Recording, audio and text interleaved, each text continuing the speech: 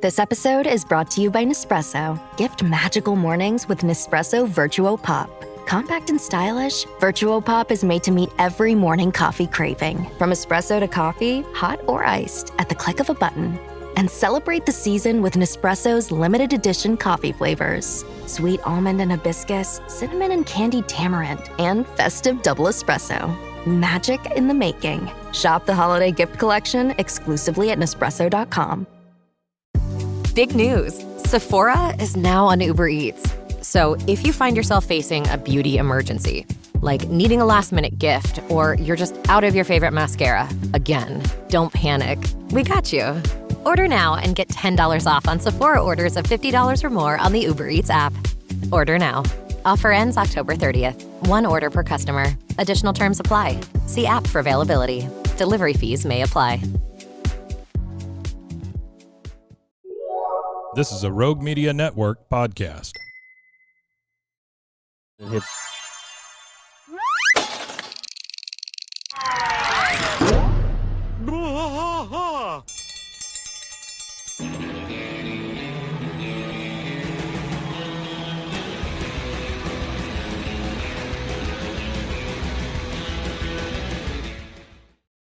Hey there, welcome to King of the Hill podcast. I'm Mike. And I am still rusty. Season 8 rusty.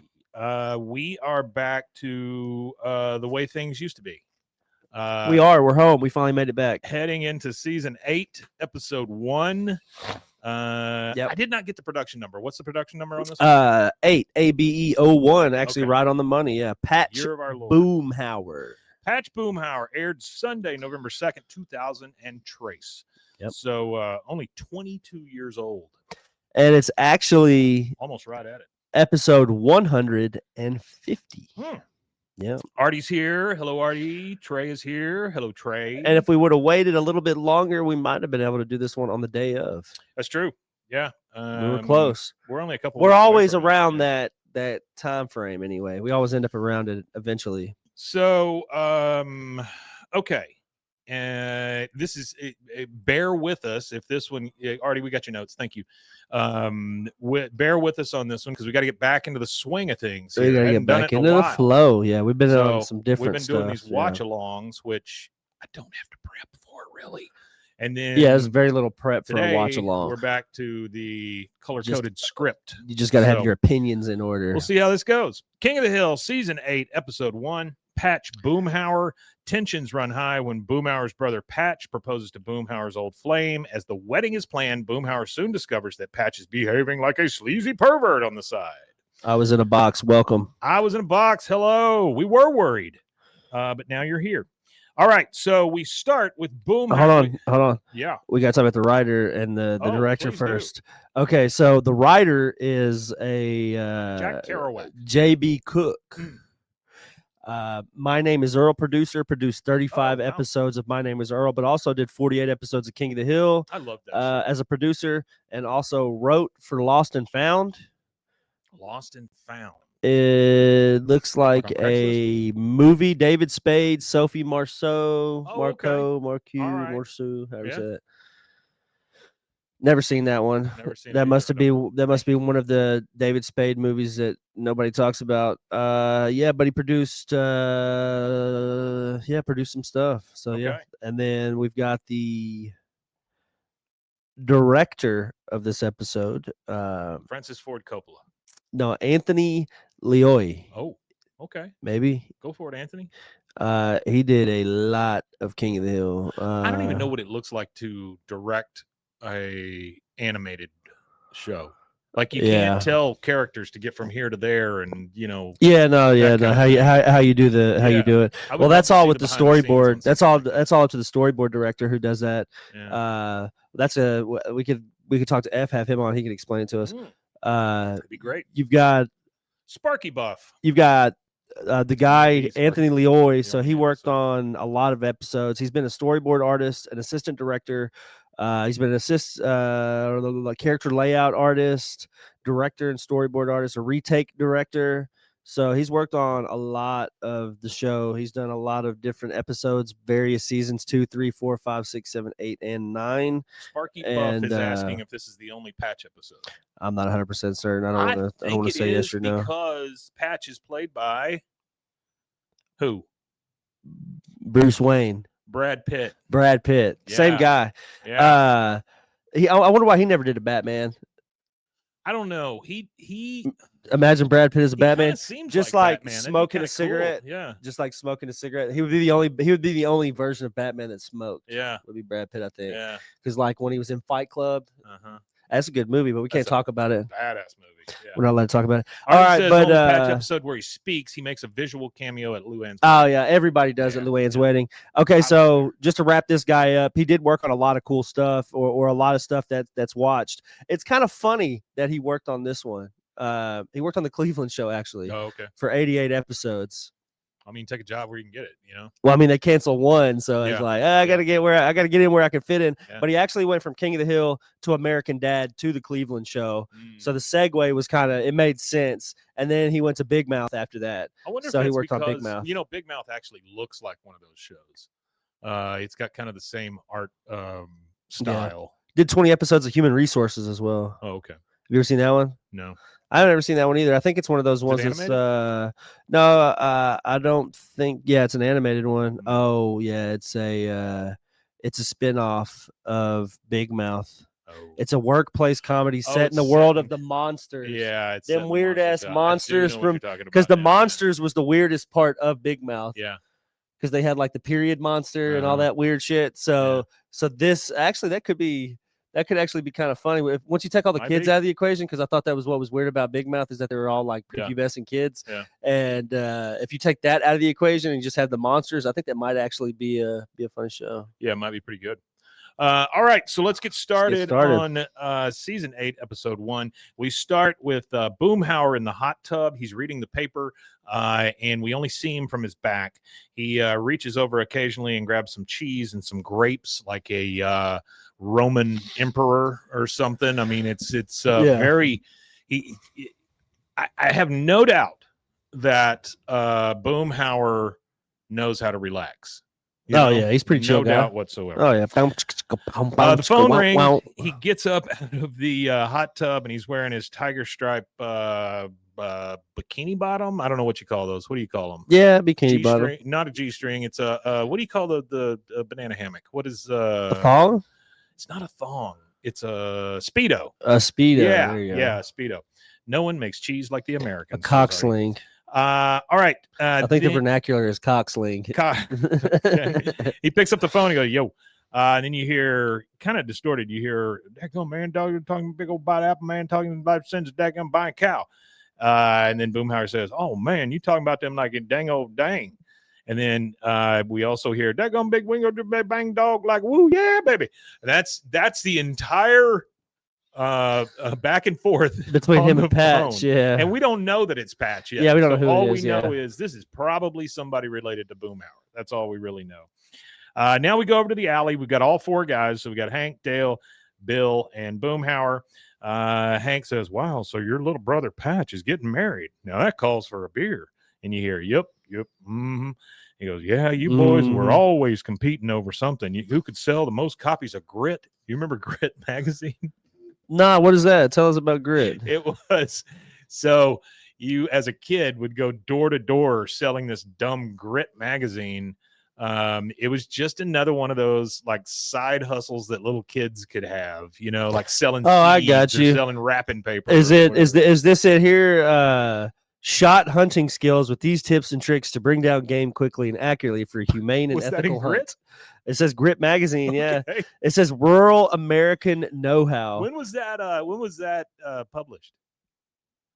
Does it say the 60s? Oh, okay. All right. Yeah. It said a typical issue cost around 15 cents. Yeah. And a portion of the sales went to the newsboys. Yeah. So what it was kind of like what you would do, because we did something similar with sodas at Floyd Casey Stadium. Yeah. They'd give you a pallet of sodas and they'd hand you a wad of ones, however many ones they gave you, and they were like, you sell X amount of sodas, you make this much per soda. So the trick is Baylor is full of old white people. Sure. And that was what the majority of the demographic was at the game. So all you would ever have to put on there is diet soda and water. Yeah. See, a lot of people didn't think market forward. They just thought, I'll just load it up with whatever and walk around. Yeah. And some kids would be like, well, how are you making? You end up walking around with a bunch of squirts. Oh, I would leave with like $300. Yeah. And that would be for 2 quarters, because I would sit down, because you're in the game for free and you work as much as you want. And then after that, they don't care. You go sit and watch the game. So it was when RG3 was playing and he was packing out Floyd Casey. Yeah. So I would just go up and down and hawk sodas or diet sodas and waters. And I'd make $400, sometimes $500 when he was playing. Yeah. And work 3 quarters and sit down and watch the last quarter. What, cans? Just cans? No, it's bottles. Plastic bottles. Yeah. Yeah. You're supposed to sell them for $1, but I would sell them for $1.50, $1.75. So I would make this. I would make the money that they were paying me, plus I'd make a little bit extra. Yeah. And some people would be at the very top, and nobody wanted to walk that high. Right. So I had like old people that would be like, "Well, I'll give you $20, and then I'll continue to buy stuff from you. Just come to me." So because nobody else is walking up here. So yeah. Smart hustle, says Sparky Buff. Yeah, no, it was definitely a smart hustle. He said, who could sell the most copies of Grit? Who could bag the most groceries? Boy, what an exciting childhood that sounds like. Dale said, well, everything seemed more competitive back then, I guess. Dale said, who could bag the most ladies? Bill's like, it was always close, but it was always Boomhauer. He goes, yeah, Patch finally beat Boomhauer at something, his way to the altar. Dale says, oh, don't worry, Boomhauer. Patch might have beat you to the altar, but you'll beat him to the grave. As a bachelor, your life expectancy is 7 years shorter than us blissfully marrieds. What a wonderful fact, Dale. Avon Bill gets a couple of years credit for that charade of a marriage of his. And Bill just like, that's true. That's funny. Just like a freaking idiot. And then Boomhauer, dang old journeyman, ain't no race. And he walks off. Obviously, he's a little upset. Probably very upset. But it's just bubbling right now, right? It hasn't hasn't turned into anything. It's definitely brewing. Trey says, fuck you, Dale. That's another one of our shirts. There you go. Like, fuck you, Dale. F-U asterisk K Dale. There you go. All right. So then we see Boomhauer just like eating by himself and all this. And then we hear somebody knocks at the door, rings the doorbell, and he goes to the door, and it's a blonde. Well, I'm sorry. He goes to the gas station. He's getting gas. Then as he's getting the gas, you hear Boomhauer. He goes, yo, Catherine Hester, man. Oh. And so this is Catherine Hester, the one that he almost married. He was in a deep, deep relationship with her. I wonder who he ends up marrying, to be honest with you. Yeah. I still think in season 15 we need that question answered. I want to see who he's with and how he became a stepdad. I do too. You know, watch it end up being Catherine. It could be. Very well could be Catherine. I don't know. You know, it could be anybody really in the and it could be the chick that what was that? The rich one? No, not that one. There was another one. The rich one he fell for. What was it? The ice cream truck lady or whatever? Oh, yeah. I do remember. What if it's the ice cream truck lady? Yeah. I mean, it could be any of these women you've seen running out of his house. Bill was all worked up because the ice cream truck's over there all the time. Yeah, and then it was the and then which one was it that Bill Marlene's that he stole from sister. Bill? Marlene, yeah. Is that the one that he met that was falling at that or Bill made a hole in the deal so she could fall in it and break her ankle? Tripping? Yeah. That was a girl that was just jogging. Yeah. I think she's the one that. I think this was after the. Well, because Boomhauer, I think that's the one that Boomhauer got turned down by. Is the one that. The ankle. I think that's that episode. Yeah. You're right. Trey says, "Yep." Yeah, Trey said, "Yep." Thanks for the third-party verification because I'm not sure. So she is the blonde lady, good looking, I guess, for a cartoon. Oh yeah, them cartoon. You can titties. tell that her voice is the same person who does Nancy, because she just does it a little softer, you know. Yeah. She says, I can't believe it's been 12 years. I just got into town a half hour ago. He goes, oh, thing like talking about old Destiny, man. Talk about the plants of line, you know, just big old dipper, man. Oh, man, that dog ain't gonna smile. You remember getting our brakes caught in that hook, man, talking about no pain, no gain. She goes, you know, I've been thinking about it. I love how she doesn't even reference what he said because she probably can't understand it. She probably doesn't know what he said. Yeah. It's kind of, there's, you know, that those situations are all the time when people just look at him and they're like, well, I don't really know what you said. Well, there's a joke about that at the end of this also from Hank. Yeah. She goes, I've been thinking a lot about you lately. He goes, oh, man, dang old true. She goes, well, yeah, I mean, I am marrying your brother. He goes, you marrying Patch? Talk about my Patch? He goes, I guess I'm going to be Mrs. Boomhauer after all. I was actually on my way to the airport to pick him up. When you see him, could you act surprised? He has this huge surprised look on his face because he's like, oh, dear God. This is the first he's heard of this. Yeah, which is kind of, I don't know. You feel like as brothers, it would be common knowledge. Patch like you don't should have dropped him a line. Yeah, you don't. I mean, there's situations where it's okay, but like if it's like marriage, if you die in war, if it's just that kind of thing. If it's just sexual conquest, whatever. But like exactly, this right here is a little different. I feel like she looks at him. He's got that big surprised look on his face. She goes, "Oh, that's perfect," and she gets in her car and drives off. As Trey said, that's ho shit. Artie says it's Laura Dern. Oh yeah. Okay, Laura Dern. Yeah. Now we're in the alley with all four guys, and Hank says, "So your brother's marrying Catherine? She made the best beer." He goes, "Yep." He goes, Dale says, wow, it's like if Russians landed on the moon after we did and then married it. Sorry, Boomhauer. Married it. Boomhauer's okay. He had his chance to land Catherine in the boat years ago. Instead, he cut the line. And then you hear, hey, man, it's dang old history, man. And then a car drives up.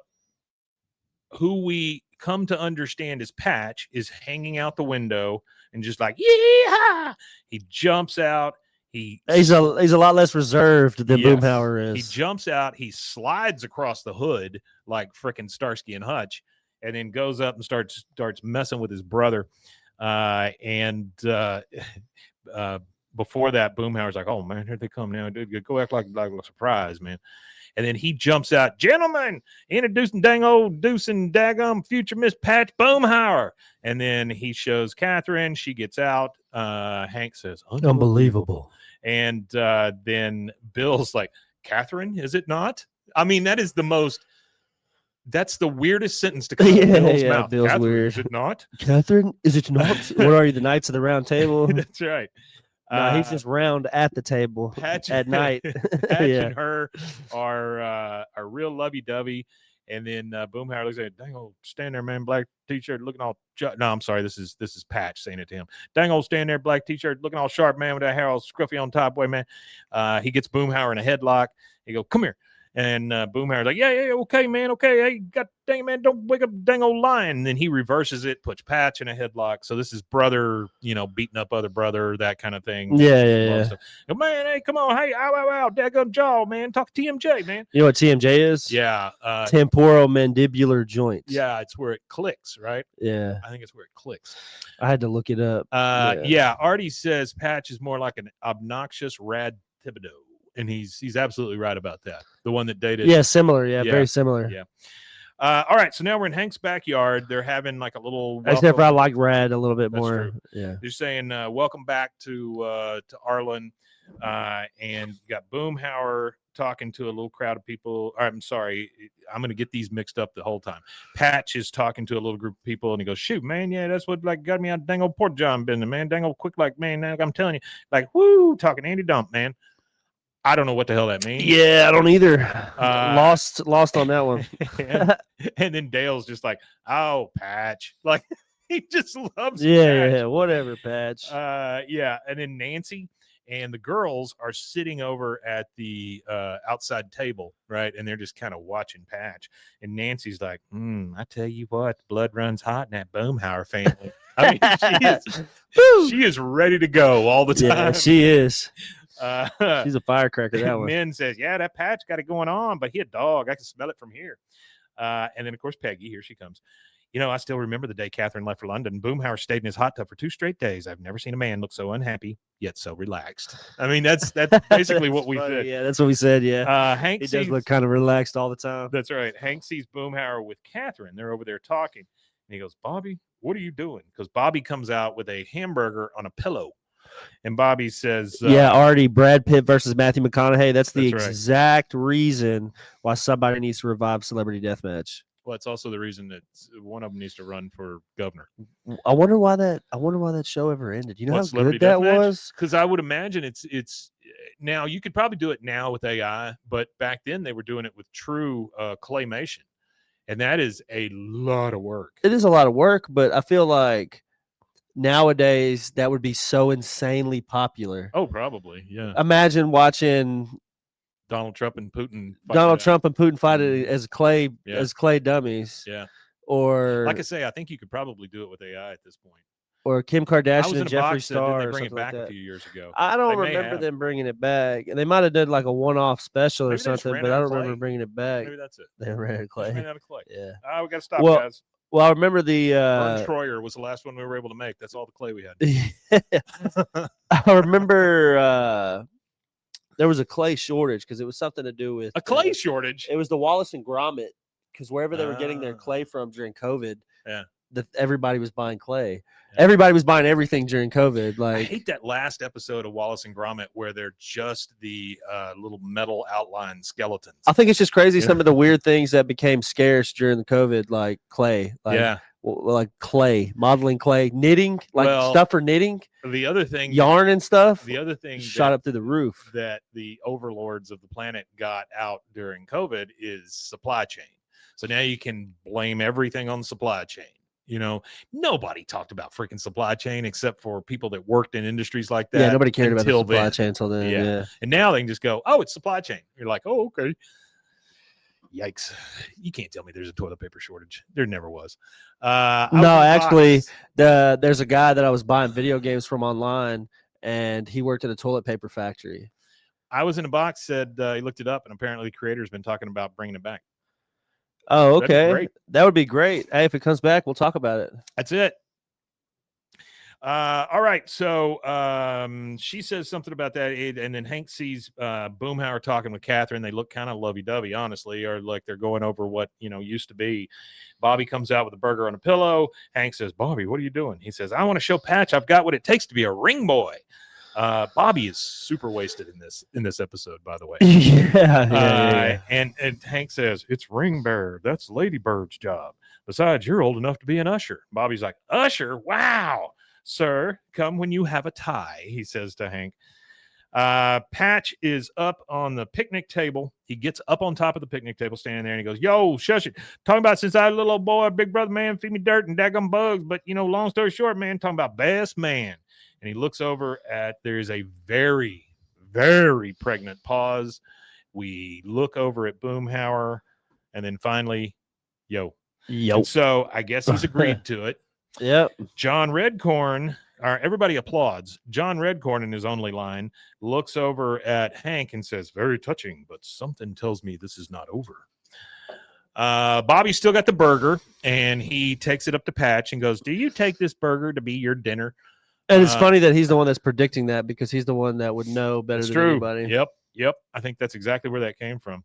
And then Hank finally goes up to Boomhauer. He's over at the tree, and he goes, "So, Boomhauer, how you doing there?"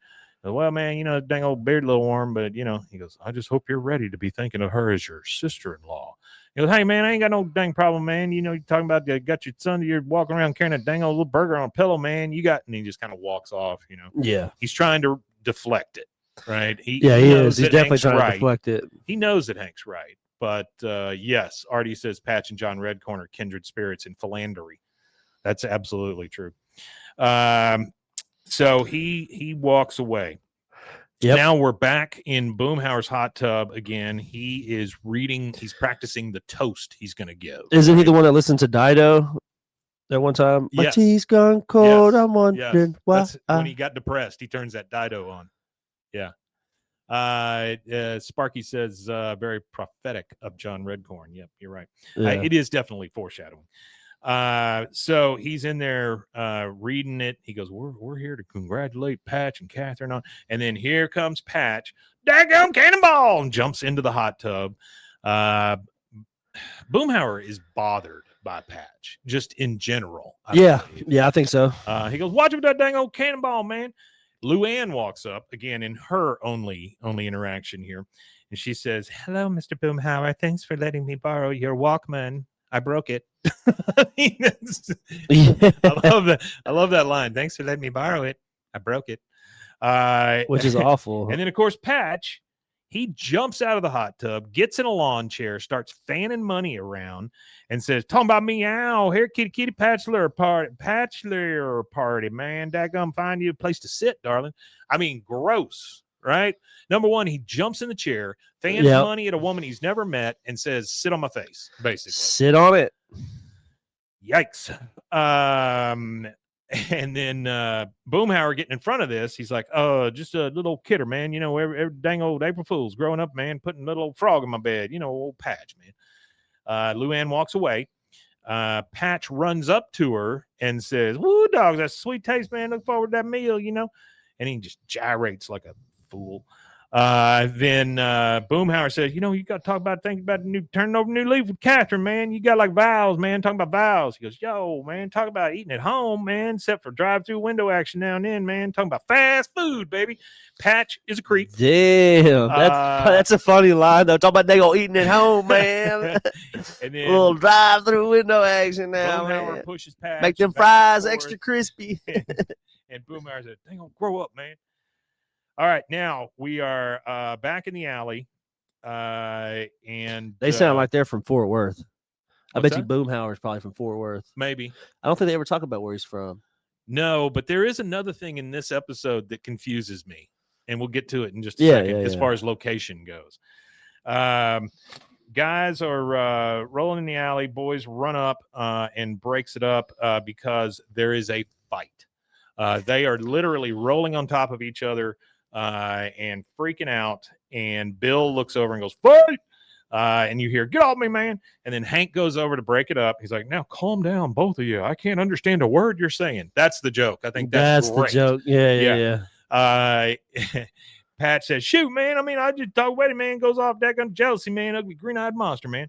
Con says, you must settle this like men, angry redneck man. Blunderbusses at 20 paces. I love that. So when I first that's probably my favorite line on this episode. That's a shirt. There you go. You can put a blunderbuss. Yeah. Blunderbusses at 20 paces. That's a good shirt. When I first printed this off, you know, I kind of scanned through it and separate the things. And when I saw blunderbusses at 20 paces, I was sure that was Dale saying that. But no, it was Con. Blunderbusses at 20 paces. I like that. Then you hear Hank say, dang it, Boomhauer, your brother is getting married and you need to start acting right. And he says, tell him, man, he's one get the dang old hoochie coochie dance, man. Then Patch says, hey, man, no, you too, hoochie coochie man, talking ain't no best man after all. No way, man. So he's telling him he cannot be his best man now. Yeah, he's saying no best. I mean, yeah, that's the if you decipher what they're saying. And here. then Boomhauer says, sound like a whole lot of rambling. You can't fire me, man, because I tell you what, I quit. And he storms off. When he walks past Con looks like the cat that just ate the canary. He is so happy to see this redneck fight. Yeah, he loves it. He loves this crap. And then you hear from Patch, that game can't no wedding, no best man. Hold the ring. I don't know the show I watched. The cat never ate the canary. Yes, no, he tried. True. That's true. That damn canary whooped that cat's ass every day.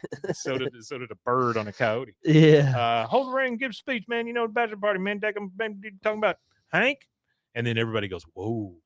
He goes, yeah, but me, your best man. Well, Patch, I'd be honored.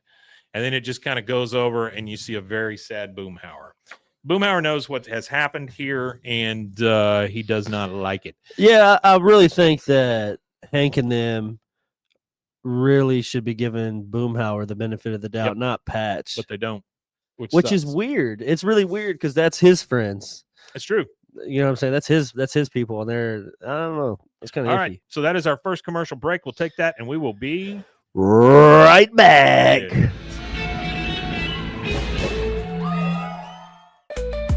Join the Daily High Club, the premier destination for glass water pipes, vaporizers, and accessories. Since 2015, we've sold over 1 million quality products and teamed up with legends like Snoop Dogg and Tommy Chong. Ready to elevate your smoking game? Visit dailyhighclub.com for our El Primo subscription box or shop unique pieces today. Discover the world of luxury sex toys at Luxury Toy X and indulge in the ultimate pleasure experience. For years, we have been dedicated to the belief that sexuality and wellness are essential components of a happy and healthy life. With over 70,000 satisfied customers, we take pride in our ability to provide products that enhance your sexual well-being. Join our community of satisfied customers and unlock a world of pleasure and self-discovery. Visit luxurytoyx.com today. Hey, this is Bill Simmons from the Bill Simmons Podcast, here to tell you that Michelob Ultra, the official beer partner of the NBA, is bringing NBA fans closer than ever this season with chances to win great prizes, including courtside tickets. Enter now at michelobultra.com/courtside. Michelob Ultra Courtside 25 to 26. No purchase necessary. Open to U.S. residents 21 plus. Begins on October 1st, 2025 and ends on June 30th, 2026. Multiple entry periods. See official rules at michelobultra.com/courtside for free entry deadlines, prizes, and details. The family that vacations together stays together. At least that was the plan. Except now the dastardly desk clerk is saying he can't confirm your connecting rooms. Wait, what? That's right, ma'am. You have rooms 201 and 709. No, we cannot be 5 floors away from our kids. The doors have double locks. They'll be fine. When you want connecting rooms confirmed before you arrive, it matters where you stay. Welcome to Hilton. I see your connecting rooms are already confirmed. Hilton, for the stay. Cleanse your body of accumulated toxins and embark on your wellness journey at your own pace. At Global Healing, we provide premium supplements to help your body heal naturally. Combine that with OrganicHemp.com's top quality CBD for ultimate balance. Start your healing journey today at GlobalHealing.com and OrganicHemp.com.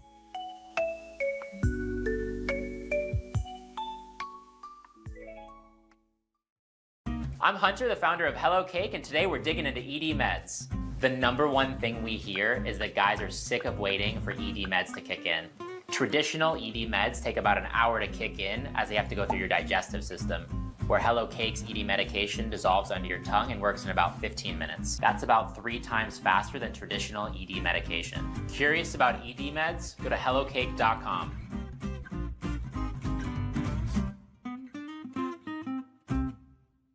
Relax with Hemp Delicious. Organically grown hemp, massively blended with delicious organic herbs, responsibly sourced for their holistic benefits.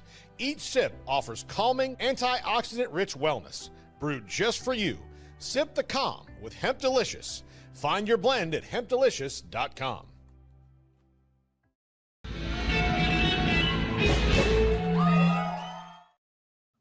And we are back. We are in Hank's bedroom. We know we are dealing with a very sad Boomhauer at this point. Hold on, we got Trey down here. He said, I didn't see this. He said, Hank is the biggest hoe in this episode when dealing with Boomhauer. I'll agree with you. He definitely, it kind of does frustrate me, Mike, because he shouldn't have to come around. Sure.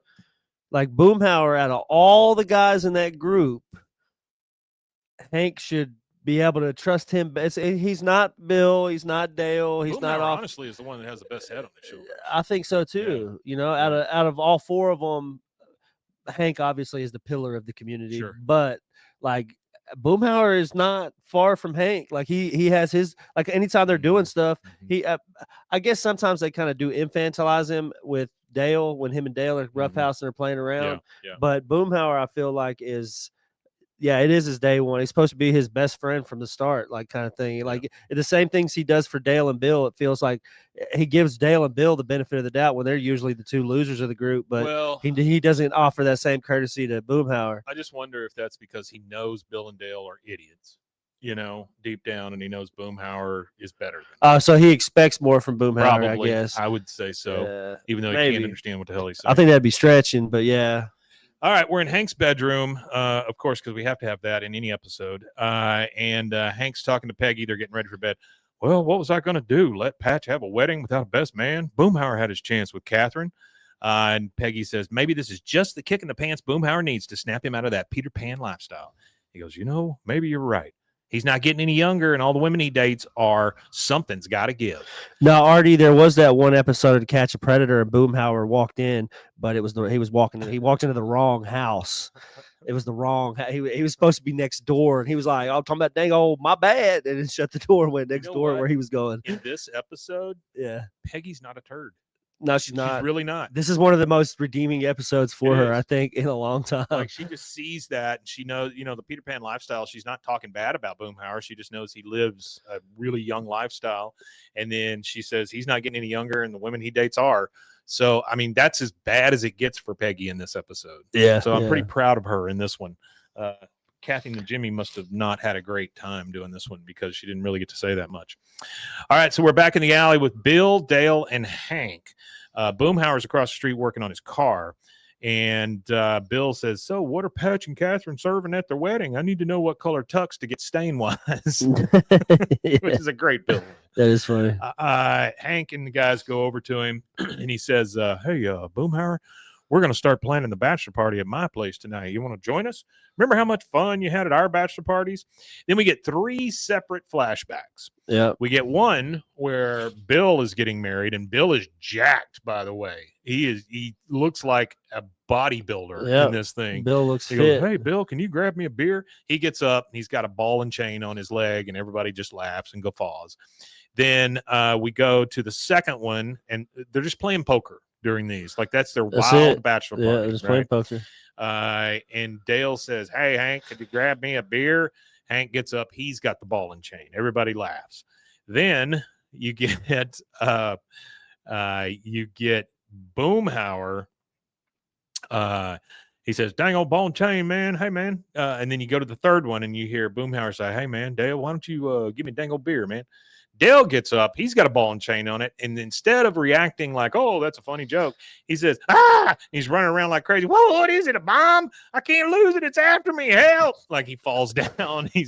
And by the way, why does he have a top hat on with a feather in it? I don't understand that one, because that one's certainly different. Bill Dozer. So anyway, they come back, and Hank says, and come back from the flashbacks, and Hank says, "So what do you say, Boomhauer? You ready to step back in?" He says, "No, man." Closes the hood and just walks away. Trey said, "Boring as fuck. Where the hose at?" I think that would be a great T-shirt. I think that would be a great T-shirt with them at the bachelor party, sitting at a poker table, and it just say, "Boring as fuck. Where the hose at?" Yeah. That's a great shirt. All right, so we are back with Boomhauer reading the paper. He sees the wedding announcement in the paper, and he kind of casually covers his brother's face with his thumb because he's just thinking about Catherine. Yep. The doorbell rings, and it's Catherine. He goes to the door. She says, "Hello, Boomhauer. I heard you dropped out as Patch's best man." He goes, I don't want to say nothing about Dango." She goes, "Dial back the charm. We got some talking to do. I really want us to work things out because I couldn't stand the idea of my kids not knowing their Uncle Boomhauer." He says, "Man, just dang old complicated, man. It's like that dang old Rubik's Cube, man, like talking about blue, red, man, and you get to one side and it messes up the other side, man." She goes, "Well, I truly hope that you'll at least come to the wedding." He goes, "Dang old, I'll be there, man." They share a really long look at each other. Yeah, a really long look. Leaves. Yeah. We're back in the alley. We've got Dale, Bill, and Hank, and Patch walks up, and Hank says, "Hey, Patch, we're all geared up for one heck of a bachelor party tomorrow night. We got you 3 kinds of sausage and 2 kinds of pizza. You can eat yourself, silly bachelor." And Pat 3 kinds of sausage and 2 kinds of pizza. 3 kinds of sausage and 2 kinds of pizza. Sus. Yeah, it's sus. Pat says, "Shoot, man, talking about entertainment, man. Take this up, man. Get live, be wild. Talking about go pro." He goes, "Professional entertainers? Wow." He goes, "That come right, man. I'll have him call you." He goes, "Dang old, bring plenty of singles, huh?" And then he leaves. They don't really catch that part of it where he says, "Bring plenty of singles."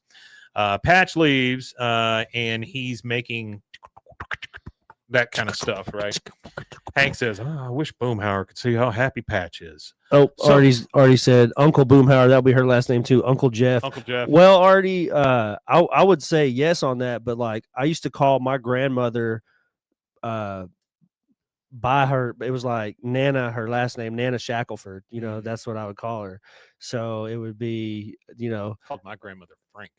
Frank. No, I called her Nana Shackelford, and then my other grandma, I called her Nana and her first name. It was Nana and then a part of her first name. Yeah. And that's what she wanted to be called. Yeah. And then the other one was that's just what I was always referred to her as. My dad's second wife made the kids that he had with her call him Daddy Shackelford. Ooh. They made him say it. She made him say his last name. Yeah, I don't like that. That's weird. Yeah, I don't like that at all.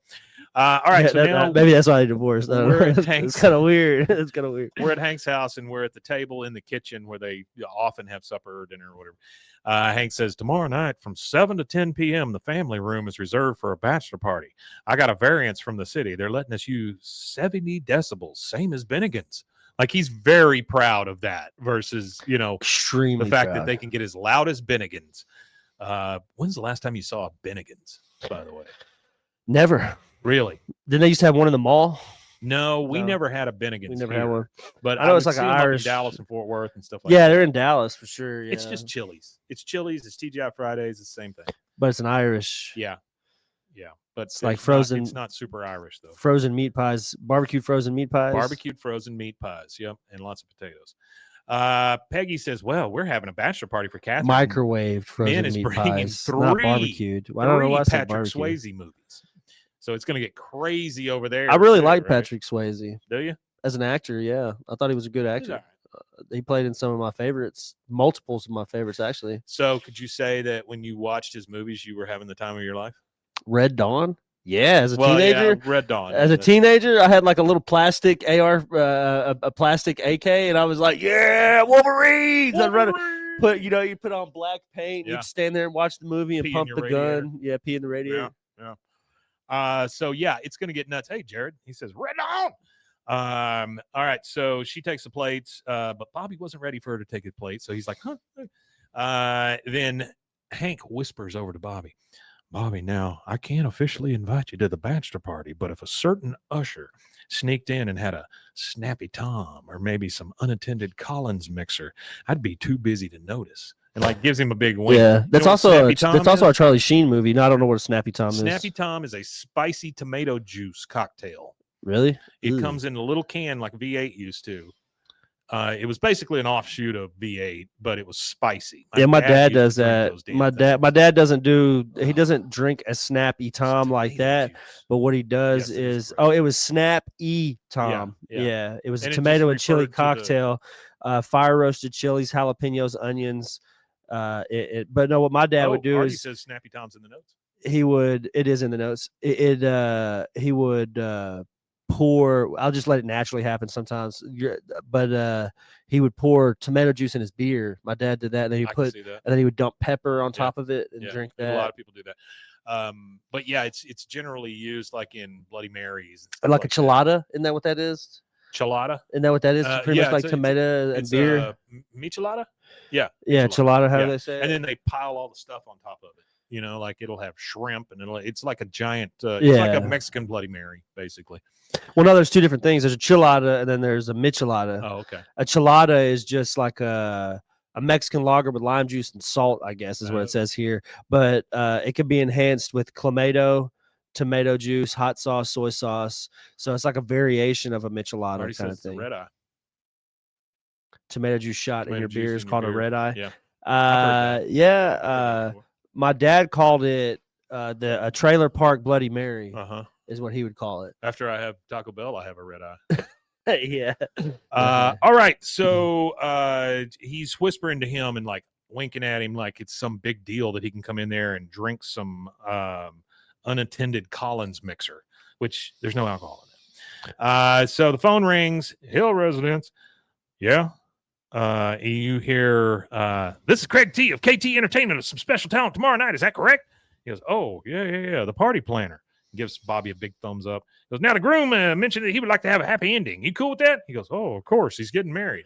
Yeah, I was in a box. Hank has no idea. No, he does. He has no clue. He's oblivious. No, I was in a box. It depends on like your taste. You got to like savory to like that. Yeah, I'm not a fan. Yeah, you gotta like savory. I like savory. Laura Dern, isn't she the one that was in? I'm a fan of a happy ending, not a fan of a Snappy Tom. Let's Snappy Tom. Okay? Isn't Laura Dern? Isn't she the chick that was in Blue Velvet? Blue Velvet, but not Blue Velvet. I was gonna say Jurassic Park. Yes. She was the paleontologist. Okay. Mhm. Yeah, And then isn't her dad Bruce Dern? They shoot horses, don't they? Yes. That was that guy. Okay. Bruce Dern. Yeah, great actor. All right, so He's been in some good movies too. He was actually in The Great Gatsby, Black Sunday. Oh, he's in a ton of movies. He usually does the villain. He He always plays like an unstable villain. That's what I like does. about him. He was very unstable guy. I think he's still pretty unstable if he's still alive. Probably. He actually voiced Randy Strickland in Boxing Luann. Bruce Derness. Yeah, he was Randy Strickland, if you remember the episode. Buck Strickland's younger brother and boxing promoter from last season. I do remember that. Yeah, that was him. He played that voice. So that's pretty cool. Bruce Dern and Laura Dern. I wonder. The Burbs. Yeah, I forgot he's in the Burbs. Yeah, he's the crazy next door neighbor. I wonder how many father or mother, daughter or son combos for voices there are in King of the Hill. Yeah, I don't know. I would imagine plenty because it seems like that was more of a like family anyway. Maybe Farrah Fawcett and what was her daughter's name? She's one of the actors. Drippy Fawcett. Drippy Fawcett. No, but it was Farrah Fawcett, and I know there's like an actress that from the last like 20 years that's like her daughter or something. Oh, he kills John Wayne in The Cowboys. Yeah, The Cowboys. That's a good movie. Yeah. Hey, I want to take a second though and say R.I.P. Ace Frehley. Oh yeah, rest in peace, Ace Frehley. Yeah, I saw that. Child. Yeah, that sucks. You know, they sold their rights to where they can be holograms. They would though. That's very Kiss of them. It is very Kiss. Yeah. Yeah, and that's probably like a perpetuity contract for their estate. So they're as long as the estate exists, their family's good to go. It's just like that Elvis Presley crap. Like Elvis Presley was worth more money dead than he ever was alive, and they have milked that for the last 40 years. Yeah. Like just the amount of money that Priscilla has been able to. I would go to an Elvis Presley hologram concert. I would go to that. I would go to that. That would be fun. If they did the 1968 comeback special in a hologram. Why don't you do Elvis and Kiss, same show, all holograms? That'd be great. Yeah, and then you might as well go grab Chris Christopherson. Is he still alive? I don't think so. Like I don't know. He just right in the middle. It's you might as well. Solo, it's lineman. It'd be insane to do, but they could get Buddy Holly and the Crickets. They could get Richie Van Halen's, and then his name. No, Eddie. No, yeah, Eddie Van Halen, and then Richie Valens. Oh, you're talking. I meant Richie Valens. Yeah, Richie Valens. How do you say his name? Richie Valens. Tupac. I mean, just imagine the people that you could have. All of the. You could bring John Lennon back. Oh, yeah. I don't know if we want to bring him back. Well, you're basically talking about a holographic "We Are the World." Yeah, that'd be crazy. If you can just wait it out, Big Bopper. If you can just wait it out until Willie Nelson dies, then you really got something. I think I talked about this before, but I'll talk about it again. Buddy Holly is would be around the same age as my friend's grandmother. My friend's grandmother. You all know his friend's grandmother. Went to the same church and the same schools and everything as Buddy Holly. Oh, really? Because Lubbock is not a very big. Yeah. At that time, it was even smaller. You're talking about the 50s, so it was even smaller then than it is now. And my friend's grandmother, as pictures with her and Buddy Holly, like when he was young. I wonder what's going to happen when people start reviving these dead celebrities to do interviews and stuff with them. Because I meant to talk to you about what that. I'm saying is, it's Sora, that app that came out. Yeah. One of the features of that is you being able to be in the same short with famous people and vice versa. Well, they're also doing a thing too where they've already got one celebrity that's been taken off, Martin Luther King. Well, not celebrity, he's a civil rights leader. See that, yeah. So everybody, like literally, they've said if you call in, we'll take you off. Mm-hmm. So I imagine a lot more people will be. But I'm just. But there's this podcast format that I don't know if you saw that what they're doing. It was on Netflix. I can't remember the name of it, but Jane Goodall was their first guest. Really? And what it was is it allows it's people who are close to the end of life, and they allow them to go on there and say whatever they want as their last message to the world. Oh, wow. And then they release it after their death. Yeah. By the way, R.I.p. Jane Goodall. Yeah. Rest in peace of Jane Goodall too. Yeah. And she said her favorite animal was a dog. If I was a chimpanzee, I'd be pissed to hear that shit. That would make me so goddamn mad. It's like right in the middle of the show, she says, "Well, my favorite animal is a dog." She just gets a face full of crap. Yeah, just a chimpanzee like throwing shit at her. But so what they do is they allow them to say whatever they want without any kind of social repercussions after the fact. It's on Netflix. So they released it after they die. She was the first one that they did. And God, what a morbid interview. Well, it is morbid in a sense, but it's also revealing, I feel like, in a sense, because you're talking to somebody who's lived for a very long time on Earth, and just the insight that she gives on her life and where we're at as a society and stuff like that. And I think those perspectives are needed. I think a lot of people, when they start getting that old, a lot of people just discount them from just being old fogies, and they don't listen to what the generation before them says, even though that generation has been here. Not all people are good to listen to from those generations, but the ones that progressed are the ones good to talk to. Like my grandma is very, very, like, she's a very progressive person.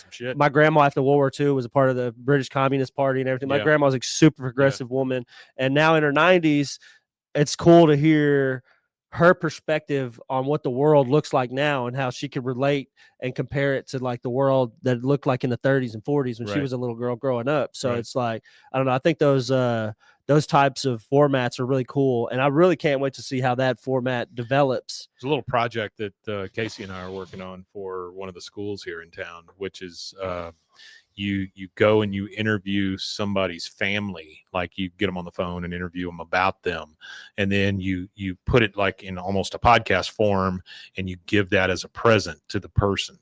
Or it could be the other way around, where the old person gets to talk about their family or whatever, and then they give it to the family, like as they die or before they die or something. So I guess it's not as morbid as I thought to begin with. No, it's not that bad. No, I think it's a really cool idea too, because it allows these people to say whatever the hell they want, and that, like I said, no social repercussions. Because she went on there and they were at, she was speaking freely, and she was talking about sending up Elon Musk to Mars on a rocket ship. She goes, he needs to jump on that ship and go himself. And I was like in a box. It made a good point. It's similar to what they did with the Paul Rubens documentary, with the final interview being released. Hit me hard in the face. Yeah, that I'm not sure if that was designed that way. I don't know if he does. I don't know. Well, actually, yeah, because he was sick. Yeah, it was. Yeah, something about it. No, absolutely, you're right. Yeah, he was.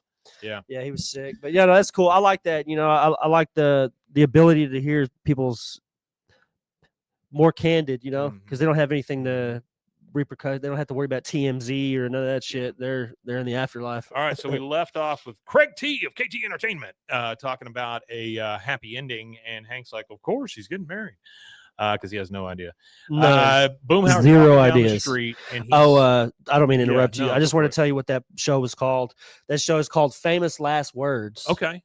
So for everybody out there, go check that out. Really cool little interview. Yeah, I was in a box. He did come out as gay in that interview. He knew it'd be released after he was gone. Yeah. Artie says it's like going to your own funeral. Kind of. All right. So Boomhauer's walking down the street. He sees Catherine getting fitted for her wedding dress in Hank's house. He goes, the two girls are in there. They leave to go get something. So Catherine's in there by herself. He walks up to the window. It looks like Bobby's room. He knocks on the window. She comes over to the window. And he goes, oh, man, dang old beautiful, man. She goes, oh, I'm sure somehow it's bad luck for you to see me in my gown. Will you try to stop by Patch's bachelor party? Knowing Patch, it'll be pretty tame, but I'm sure there'll be good food and good music. He goes, Catherine, man, no, I don't want to go against blood or nothing like that, man. But you got to keep dang old eye on Patch, man. And then Hank is standing right behind her, or right behind Boomhauer. And he goes, Boomhauer? Like in his best dad voice. Right? Boomhauer, yeah. He pulls Boomhauer into his garage, and he says, I never thought I'd have to pull you in the garage like I do with Bill and Dale. See, he thinks more of him. And he goes, yeah, hey, he does. Man. He goes, it's time for you to stop, or the time for you to stop this wedding was 20 years ago, before you broke up with Catherine. You need to grow up. Patch did. He goes, no, you don't understand, man. He goes, I think I understand plenty, but you need to suck it up and get with the program. Oh, that song that was playing right there. Sorry, there's music playing right there. That was play that funky music, white boy, Wild Cherry. So now we're having, which would be accurate. Sorry, I don't mean to keep interrupting you. It would be accurate for their age bracket, because 1976 is when that song came out, and Hank and them would have been, teenagers ish. That's the one that we see in the flash. That's one we hear in the flashbacks. No, the one in the flashbacks is because I'm a joker. Oh, I'm a smoker. I'm a midnight toker. And that song came out around that same time in the 70s, I guess. So we're at Hank's house. It's bachelor party time. We're playing poker, and you know, Khan's there, Buck's there, a bunch of other guys are there, all 4 of our guys are there, everybody's there, right? All the guys are there. And Hank says, Ace is high in your face, sir. And then Buck says, yeah, look at all those Frito chips all yours, old top. And that's the only thing we get from Buck. That's it. He goes, hey, Patch, can you grab me a beer? Patch gets up. He's got a ball and chain on his leg. And he goes, oh, hold it down, guys. Everybody's laughing. Hold it down, guys. We're pushing past 60. And he's got an actual sound reader, you know, in his hand where he's reading the decibels to make sure they don't get too loud. Yeah, that's funny. It's funny that he has one of those. Like who just has access to that? You know what I mean? I couldn't go in my house and just grab a sound meter. You know, they got them on your phones now, though. You could download an app for that. Point. He's like, why is Buck there or Khan? You know, I mean, honestly, they don't know them. But anyway, Patch turns around. He's walking towards the kitchen, and he runs into Boomhauer. Boomhauer hands him a 6-pack of Alamo, and he goes, well, not only that, we don't know what the rest of the neighborhood's relationship with him is. That's true. Like, we never really get to see how he interacts with just Boomhauer, by him and Boomhauer, or him and, you know, there's very little of that. So I feel like they could have a friendship. That's why he's there. Now, Buck being there, I think Buck, you know, vicariously lives through Hank. Hank probably mentioned it at work. Yes. And Buck's like, wedding? Well, bridesmaids, bachelor party. Yeah, bachelor party, wedding, bridesmaids, yeah. And then poker. So yeah, it's all of Buck's favorite thing. Yeah. But he hands a 6-pack to Patch, and he goes, "Yo, man," talking about yo. And then Bill's like, "Aw." I mean, it's just, Bill's the only one that reacts like, "Aw." We hear the doorbell. Hey. Hank says, "Be right there. Everyone, hold on to your hats because a special talent has arrived." And Patch is the only one that goes, "Yeah." He opens the door. He goes, "Hello, you must be Mr. T." And then the guy with the ponytail, Sleazy, who obviously is maybe had a little coke. Goes, "How you doing this evening, sir? Leave the door unlocked like we discussed." Goes, "Yes, sir." He goes, and then people start walking in. Karaoke. Dale was right because they're carrying a boombox, right? Yep. And that's the song. Sorry, like I pre-gamed it. Oh, that was it. That's the song that I meant. Yeah. Okay. Now we go over to the bridal shower. And they have a torso of a man cake, and all of the lower half has been eaten.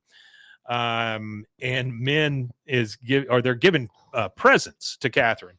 Men has given a present to Catherine. Catherine holds it up. It looks like a fruit roll up. She goes, "Yep, edible underpants made from same stuff as fruit roll up, so don't sit on anything dusty." That's a good joke.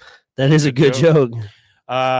Peggy says, game time, 101 bachelorette party games. And she opens up she holds up a book. She opens it up and she's going to read the game. For the first game, we'll need nail polish and a summer squash. She goes, why don't we just go see what the guys are up to? So now we know there's going to be a conflict. There's going to be problems. There's going to be some issues. Now we're back at the bachelor party. And the guy says, gentlemen, there's only one rule, and that is to have fun and to tip generously. And Hank says, well, since you're here to MC, I'm going to go get the hot wings. I could use a little help. Bobby comes out from behind the couch and follows him in there. The guy says, gents, there's a special menu available for special requests. All right, huh? Okay, all right. Now, let's get the bachelor. And then you just hear all of them chanting, Patch, Patch, Patch, Patch. Then 3 ladies of the evening come down the hall, and you hear Boomhauer go, dang, man, they don't no way, man. Talking about dang old sanctity of marriage, man. Just dang old, get on out. Patch comes up to him and says, dang old mine, oh mine, talking primed and ready. Boomhauer says, here's some dang old money. No, you just get on out of here, man. He goes, hold on now. And so this whole time, the girls are just standing there, right? One of the girls just goes ahead and grabs the money and stuffs it in her bra. Boomhauer is basically like, you got to get the hell out of here. Patch is like, no, we're gonna have a good time. He goes, hold on now, come on, baby, we need a bedroom story, man. Talking about once upon my lap. He's just a crude once upon my lap. Yeah, he is crude. Yeah. Funny but crude. Yeah. Hank and Bobby come in holding cookie sheets full of chicken wings. Get them while they're hot. And he says, get them while they're hot. And Bobby looks over and goes, wow, you didn't tell me about this part, Dad. Hank says, Bobby, close your eyes and go to your room. Boomhauer, what are you doing? You see the girls, and then the girls from the bachelorette party come in through the door. Peggy sees it and she goes, Hank, Catherine sees it and goes, Patch. And Patch says, dang old help. Boomhauer told you no hanky-panky. Dang old hijacked by Boomhose. By Boomhose. I like that. That's a good one. Dang old hijacked by Boomhose. Them old Boomhose. Yeah, Catherine turns. That's a good shirt. Boomhose. Yes, Boomhose. Yeah. Catherine turns to Boomhauer and goes, "Is this true, Boomhauer? Did you pay for these women to?" And that's when the girl stuffs the money in her. There you go. That's a good idea for like a wing shop like Hooters, but it's called Boomhose. Hank says, "I can't believe you. Marriage may not mean anything to you, but it means a lot to Patch and me and Buck and everyone else here." Well, number one, you've named two guys, Hank, that have nothing to do with marriage. They could care less. None. Buck and Patch. And then Patch says, or Boomhauer says, "Hey, man, I'm talking about dang old." And Hank says, "I don't want to hear it. Now take your hired floozies and get the hell out. Now, Boomhauer." All of them leave. And then Patch turns to Catherine and says, "Guys not out, man. Talking girls? Why?" Like he is just feigning, that he is completely innocent in all of this. Yep. Right.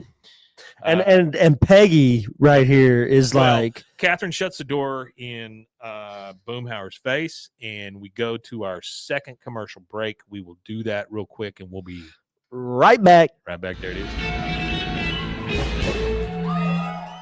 OsleyMD.com. I've always had thin hair my whole life. It breaks off at a certain length. In the last 6 months, I've noticed it just really bad. I mean, you could totally see it. I wear a hat a lot. I tried several different products. My experience with the Bosley MD hair regrowth kit was amazing. It was easy to use. It let me take off my hat. I could go in public and have my picture taken and feel normal again. OsleyMD.com. Farmhounds offers natural treats and chews made with quality products that support family farms, regenerative agriculture, and humane farming practices. Give your dog the best with wholesome, organic ingredients that promote health and happiness. Shop now at farmhounds.com. Introducing Muck-Off's classic pink bike cleaner, powered by revolutionary nanotechnology that breaks down dirt and grime on a microscopic level while protecting your bike's delicate finish.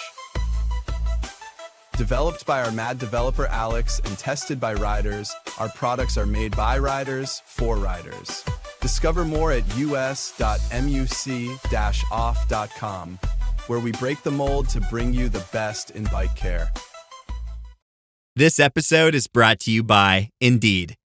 When your computer breaks, you don't wait for it to magically start working again. You fix the problem. So why wait to hire the people your company desperately needs? Use Indeed's sponsored jobs to hire top talent fast. And even better, you only pay for results. There's no need to wait. Speed up your hiring with a $75 sponsored job credit at Indeed.com/podcast. Terms and conditions apply. This episode is brought to you by Nature's Bounty. Nature's Bounty believes your body is brilliant, naturally designed to thrive, inside and out. For those always looking for new ways to support your health from head to heels, Nature's Bounty has a range of over 400 vitamins and supplements born from 50 years of trust and care. Nature's Bounty. It's in your nature. Visit naturesbounty.com to learn more. Protect your online privacy with NordVPN. Browse securely, access content from anywhere, and keep your data safe with military-grade encryption. Whether at home or on the go, NordVPN ensures your digital freedom. Stay secure. Download NordVPN today at nordvpn.com. That's NORDVPN.com.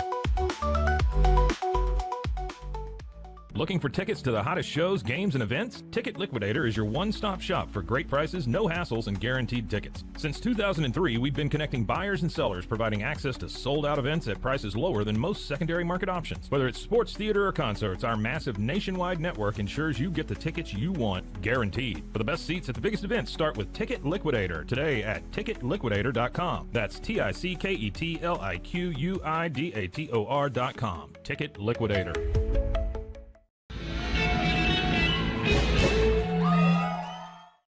And we are back. We are sliding into the home stretch here. So Catherine has shut the door on Boomhauer's face. Because of the boom hose. Yeah. Now we got Hank, Bill, and Dale in the alley, and they're all in suits. So it's the day of or the rehearsal dinner is what's going on. Hank says, I really thought Boomhauer had come around. I mean, he brought beer, but then prostitutes. Dale says, maybe you can work that into your best man speech at the rehearsal dinner, you know, in a funny way. Hank's kind of shaming strippers here. You know what I mean? He's calling them prostitutes. Just because somebody strips doesn't mean that they're prostitutes. That's true. Dances. Hank Sorry. says, they're called dancers. Just because somebody exotic dances doesn't mean that they sell their bodies for sex. Hank says, what really bugs me is that Boomhauer flat out lied to me. It makes me question our entire friendship. Now, here's the one and only time that I can think of in the recent memory that Dale has been prophetic and has said something truly inspirational. He goes, whoremonger, yes. Liar, unproven. Technically, Boomhauer did not lie to your face. You merely assumed that he lied. And Hank's like, oh, shit. Yeah, I guess that is what happened. He goes, wait a minute. You're right. I never asked Boomhauer if he tried to break up Patch and Catherine. I was in a box that Hank needs to chill. He was literally a pimp. That's true. He says, so he hasn't actually lied to me yet. If I go to Boomhauer and he comes clean, well, maybe there's a chance we can still be friends. And he walks off. Bill looks at Dale and says, does this suit smell like embalming fluid to you? Whoa. He's grave robbing. It's very funny. Hank knocks on Boomhauer's door. Boomhauer opens the door and he goes, now, Boomhauer, as a man, I'm obliged to try to salvage our friendship of over 30 years by asking you some tough questions. Do you love Catherine Hester? He goes, yo, man. He goes, and does the thought of Patch marrying her tear you up inside? Yo, man. And did you hire those ladies of easy virtue to frame Patch? And ladies of easy virtue. And break up the wedding? No, man. That's a good hair metal band. The ladies of easy virtue. He goes, oh, Boomhauer, I'm so sorry for doubting you. Well, wait a minute. If you didn't hire those girls, then Craig T. Oh, God, Patch knew all along. He asked him 3 questions. That's it. And then gave up on everything. Immediately. But he has been friends with him for 30 years, so he knows how to read him. You know, that's the only thing that salvages it in my mind. He goes, he knew all along. You know, dang, man, now talking about don't get hurt falling off that dang old high horse, man. Hank says, Boomhauer, I deserve all that and more, but right now I need to get to that rehearsal dinner and set things right. I'll give Patch the happy ending he deserves, I'll tell you what. Whoa. I think that demonstrates that Hank has no idea what the term happy ending means. No, he has no idea. Now, this is the part I was talking about as far as location goes. They are having the rehearsal dinner at the Catfish Plantation. That is in Waxahachie. It has since been closed and turned into a place called the Blind Pig Butchery. But it's in Waxahachie. So, again, I think we're going the other direction. It's actually a haunted restaurant in Waxahachie. It's a haunted space. I've been there once. And the only thing that happened is while people weren't looking, I knocked my silverware on the floor and went, oh my God. That was about it. You know. Yeah, it says it's the best Cajun spiced seafood and haunted atmosphere. Not anymore. It's closed. Yeah, it's closed now. Yep. Yeah. Now it's it was it won the People's Choice Award for one of the top 10 favorite catfish restaurants in the state of Texas in 2016. That is very specific. Texas Highways magazine's there was one thing that I thought was kind of goofy, but you'd go in there and you'd see these old pictures of, you know, long dead people and things like that, and then over in the corner they had a mannequin up in the air on a broom like a witch. Here you go. Here's a fun fact. Yeah. After receiving permission, the animators of King of the Hill drew the restaurant exactly as it appeared in real life. Oh, wow. The animators sent the very drawing of the restaurant, which aired on King of the Hill, to the restaurant where it hung as a decoration, and it contained various signings from people from the production team. Oh, that's cool. And damn it. Son of a biscuit. I clicked a bunch of buttons when I lifted it up. There you're showing it. Yeah. Oh, that is cool. Yeah, that's neat that they did that for him. That's almost as cool. Actual, like when you see that scene of the catfish plantation and they had it hanging on the wall and a bunch of people signed it. You know, that's cool because that's a business, and as a business owner, I would find that cool. But businesses transfer from hand to hand. Yeah. We got drawn by a. That's true. Like we were immortalized. That's just a building. It's on my wall, and I talk to you about almost everybody. I have told so many people about it. Like, So it pans sick of over, hearing it. and we see a sign that says Catherine and Patch wedding rehearsal dinner room 1. Everyone is there, and then when I say everyone, I mean everyone. And you hear Patch. Oh yeah, this is a good observation. Sorry, from Artie in his notes. He said it's kind of fucked up that Hank's ready. He didn't say that. That's my words. He said Hank is ready to stop being Boomhauer's friend because he thinks he lied to him. But Dale lies to Hank every day about so much stupid stuff, and Hank's also been keeping John Redcorn's affair with Nancy a secret for over a decade. So, well, again, I think it comes into play that he expects more out of Boomhauer because he knows how smart Boomhauer is. All right, so up at the dais or the front table, Peggy's sitting there and a couple other people. There's an empty chair next to her. Patch comes through and says, "Dang, we're the best man. Deckham Hank got a good speech, man. Talking about life's funny sometimes like that, man." Peggy goes, "Oh my God, your Hank is dead on. I do a great Bobby." Well, I just wanted her to do Bobby all of a sudden. Yeah, I do a great Bobby. Then comes Bobby standing. He's basically the gatekeeper. He's the guy at the maitre front d' door. Yeah, maitre d'. He goes, Hank comes through. He goes, "Excuse me, sir. We have a hard 7:00 start time, so I'm gonna." And then nothing happens. And then we hear men say, "There, Boomhauer. We get a good fight. Make up for Cash Bar." Patch is looking at the waitresses, of course, and commenting. Oh yeah. Hank comes through and he goes, "Sorry, I'm late." And then he clinks the toast glass like he's going to give a toast. And he goes, "Hank Hill, best man, Strickland Propane. When people get married, as these two plan to tomorrow, you got to act right. You got to have commitment, devotion, trust.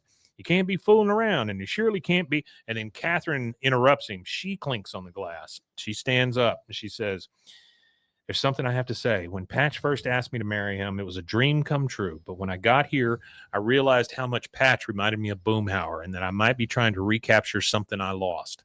And then Boomhauer hired a bunch of prostitutes to make me think Patch was some kind of pervert, and I hated him for it. But it was that desperate, crazy, romantic move that made me realize maybe there is something still between Boomhauer and me.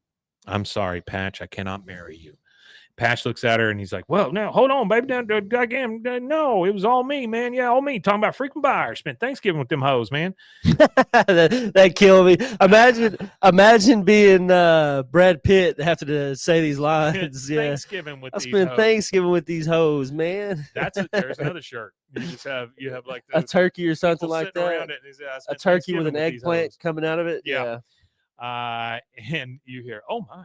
And she goes, "You're the one who hired those strippers?" He goes, "Dang straight, baby, dang all hopeless romantic." She goes, "No. Boomhauer hired them because he couldn't stand to see us together as a grand romantic gesture. You hiring them is just plain sleazy. It's over, Patch." So finally, she's seen the light. He goes, "Dang oh no, baby, talking about not me, not talking about Hank. Dang old Hank loves hookers, man." So Patch is a real piece of work. Yeah, Hank loves hookers. He blames whoever's around. She storms out. He follows.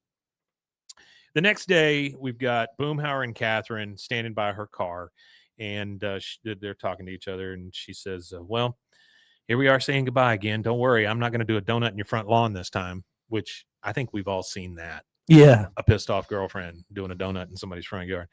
"I just need to go away for a while and get my head together." Boomhauer says, "Hey man, talking about dang old roller coaster, man. You know, I think you talk about destiny and big old dipper, man. Well, just like dang old North Star, man. I'll always be there, man. Just like dang old GPS on Hertz Gold.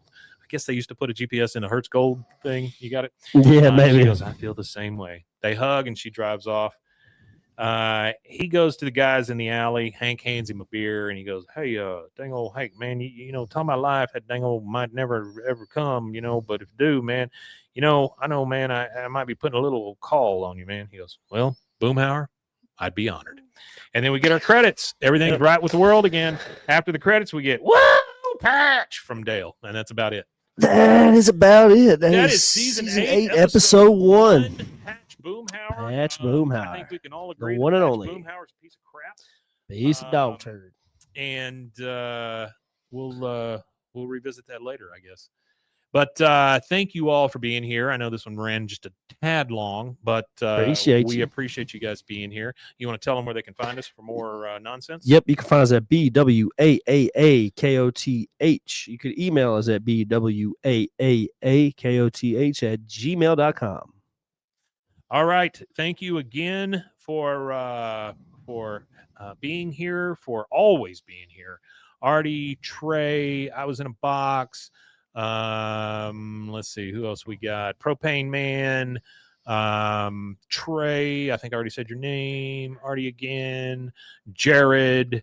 We had quite a few interactions this morning. I really appreciate it, guys. Jeff was also here. Sparky Buff, man. Yeah, we did. You guys did great this morning. So thank Appreciate you all. you guys. If I missed you, I'm sorry. We love you, and we'll see you again next time. One thing left to say. If you're watching on YouTube, please like and subscribe and stick around for our next episode because we are recording live right now. So if you're with us right now, stick around. And Wimatanye. Wimatanye indeed, for the first time in 15 episodes.